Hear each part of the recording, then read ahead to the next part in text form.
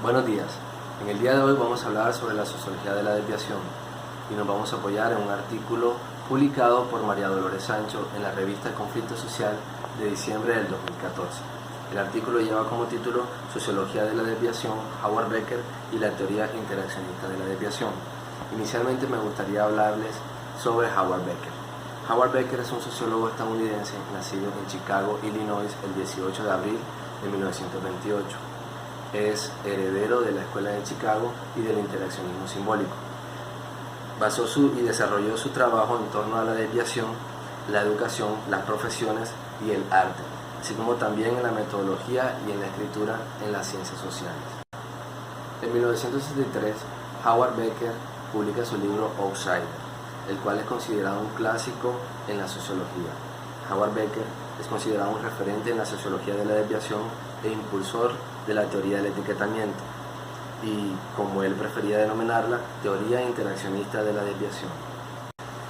Los outsiders, en términos de Becker, son aquellos que se desvían de un conjunto de reglas y por esta razón son vistos como personas diferentes, que son incapaces de vivir bajo las normas acordadas por el grupo y no merecedoras de confianza. Afirma el autor que en todos los grupos sociales se establecen reglas y que las situaciones y los comportamientos pueden ser considerados correctos e incorrectos de acuerdo a la aplicación que se den de esta en determinados momentos y circunstancias.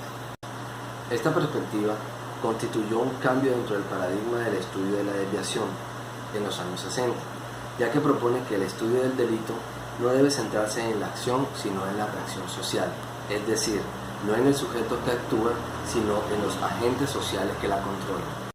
Se trata de una perspectiva focalizada en investigaciones empíricas y cualitativas que, al igual que la Escuela de Chicago, pero a diferencia del enfoque positivista, no busca intervenir en la realidad que estudia, sino simplemente describirla.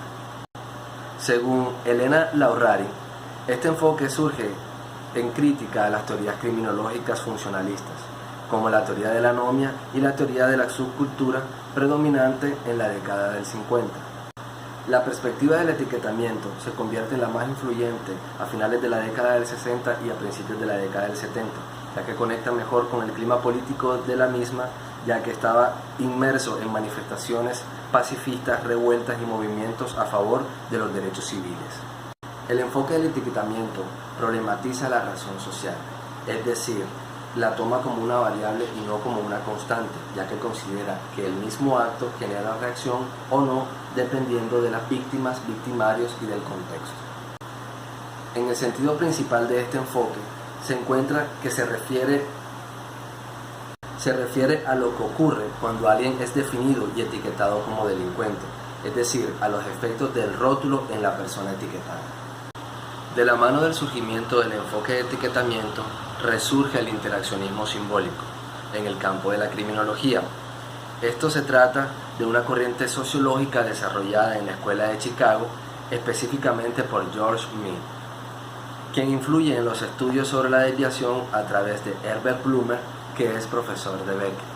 Esta corriente parte de estudiar al individuo como un ser que actúa de acuerdo a la interpretación que hace a los objetos, situaciones y acciones de los otros. De este modo, para comprender la conducta de un individuo, se debe estudiar cómo el sujeto ha interpretado la situación base a la cual siguió su curso de acción, es decir, la perspectiva del actor.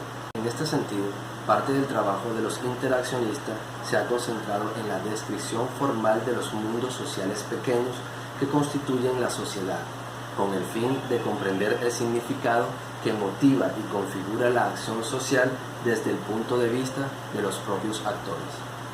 Al igual que Goffman, Becker prefiere hablar de desviación en vez de delito, lo que le permite considerar un abanico más amplio de acciones, ya que considera que en todas partes donde el individuo entra en relaciones colectivas.